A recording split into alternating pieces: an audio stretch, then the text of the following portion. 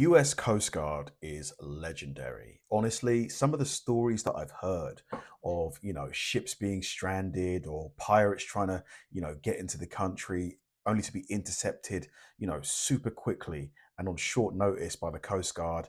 I needed to find something to watch, to react to, and I think we found a pretty good video here. April 24th, 2017. An 18-year-old Coast Guard watchstander picks up a crackling Mayday call. 1,500 miles east of Long Island, deep in the Atlantic, a frantic voice pleaded for help. An explosion had ripped through their ship, sparking a fire. One crewman was dead. Others were burning alive. No help, no backup, no time. The Coast Guard couldn't reach them. Helicopters didn't have the range. Rescue ships were days away. In the middle of nowhere, there was only one unit that could answer the call. The United States Air Force's 106th Rescue Wing. Oh, so this is a separate division to the Coast Guard. 5 Air Force para-rescue jumpers and 2 combat rescue officers packed their gear, loaded Zodiac boats, and boarded an HC-130. Their mission? Parachute into darkness, fight 20-foot waves, and climb aboard a crippled, burning ship. And somehow, keep 2 dying men alive. No guarantee they'd survive the jump. No guarantee they'd reach the ship. And no guarantee they'd make it home. They jumped anyway. So others may live.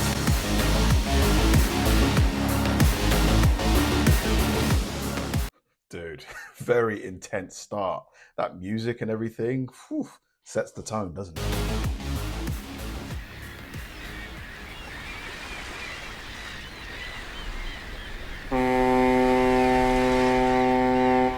On April 20th, 2017, the motor vessel Tamar, a 623-foot bulk carrier, steamed out of Baltimore, Maryland, riding low under the weight of 55,000 tons of West Virginia coal. Her destination? India. Her course would carry her across the Atlantic and through the Strait of Gibraltar. For 4 days, the voyage was smooth, almost routine. But on April 24th, roughly 1,500 miles east of Long Island, deep in the Atlantic, Mr. Murphy came knocking, and he brought the full force of his law with him.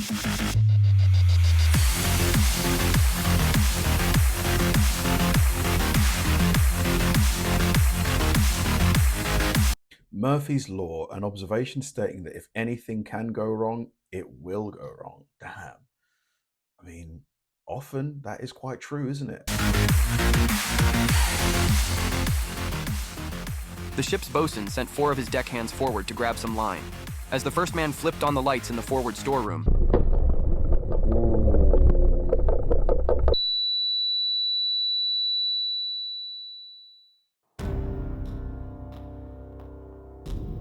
the Tamar's bow exploded in a violent blast. Methane gas, released from the coal in the number 1 hold, had leaked into the forward spaces, and a single spark was all it took to ignite it. 1 man was killed instantly. 3 others were left clinging to life. Oh my God. Smoke poured from the shattered bow, but the crew fought the fire and won. With her engine still running, the battered Tamar turned west, limping toward the Azores. Mayday, mayday, mayday, mayday. Dude, that explosion. Can you imagine being on that vessel and that happens? Just like, boom, somewhere that you've been walking across, for weeks, months on end is now gone. It's just blown to smithereens. Vessel in distress. What is your position and nature of distress, over? Shortly before 7 a.m. on April 24th, the captain of the Tamar sent a mayday. The coal carrier was deep in the Atlantic, still making way but critically wounded. 1 crewman was dead. 3 others were burned over 50% of their bodies and slipping fast. Oh my God. The Coast Guard's 1st District Rescue Coordination Center in Boston scrambled. A Canadian Coast Guard cutter was available, but it was hours away and had limited medical equipment, not enough to help. The only real hope was the 106th Rescue Wing of the New York Air National Guard. There was one problem. The 106th couldn't be officially tasked. This was a civilian search and rescue case, outside their mandate. But these were PJs, elite operators trained to rescue downed pilots and special operators behind enemy lines. And when the call came, every one of them volunteered without hesitation. Love that. They were straight in there, let's get it done. Ballsy. On the afternoon of April 24th, an HC-130 King lifted off from West Hampton Beach, New York, carrying 2 combat rescue officers, 5 para-rescue jumpers from the 103rd Rescue Squadron, 8 aircrew, and 2 maintenance techs. Knowing the sailors needed advanced care, the team scrambled to gather ventilators, surgical kits, and emergency supplies from local hospitals just hours before takeoff. Mid-flight, Mr. Murphy struck again. A hydraulic failure threatened to derail the mission, but the crew worked fast and beat it back. After a 5-hour, 1,500-mile flight over open ocean, the HC-130 arrived over the Tamar just as night fell. Far below, in darkness and heavy seas, the cargo ship appeared as a lone speck in the vast Atlantic. With no backup and no margin for error, the team jumped. 7 rescuers parachuted from just 1,400 feet, dangerously low for a night insertion. They followed 2 airdropped Zodiacs and medical supply bundles into the cold Atlantic. Once in the water, they inflated the boats, gathered the supplies, and battled 20-foot swells toward the ship. Tamar's crew lowered a rope ladder and a crane.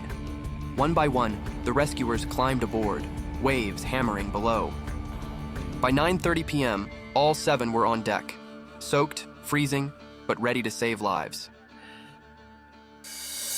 Man, God, dealing with the choppy water, the motion sickness, and you've got all that gear on you. Oh man, not easy, not easy.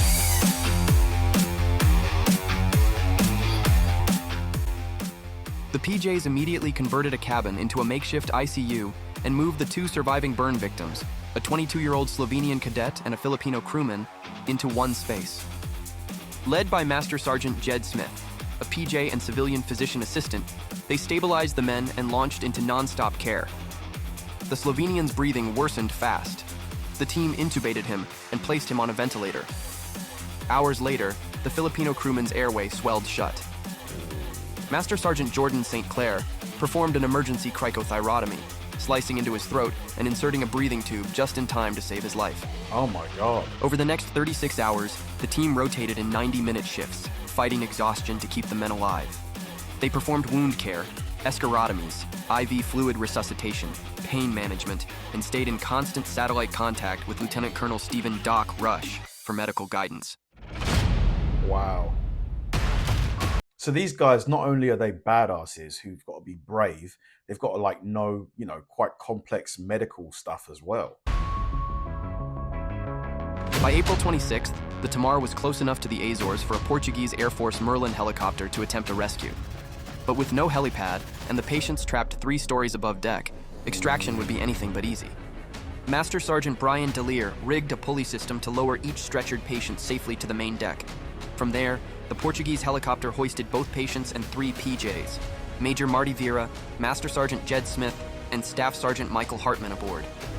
The Merlin crew, impressed by the PJ's life-saving work, kept them on board to continue care during the flight to Ponta Delgada Hospital. 4 PJs remained aboard Tamar: Major Edward Bowell, Master Sergeant St. Clair, Senior Master Sergeant Eric Bloom, and Master Sergeant Dallaire. With the mission nearly complete, Mr. Murphy took one last shot. As a tugboat arrived to extract them, a rogue wave snapped the rope ladder. With no other way off, the PJs timed the crashing swells and leapt one by one onto the tug's surging deck, a final risky move at the end of a daring mission. By April 29th, the entire 106th team had returned to Long Island. Nice. The Tamar incident had claimed 2 lives, one at the explosion and one before help arrived. But against all odds, 2 others were pulled back from the edge. Dude, my God, this is pretty intense stuff, man. I wonder how often do they have to do missions like this? Is it, they're responding to things, but is it weekly basis, daily basis? After this, how long do they have until they've got to go back out again?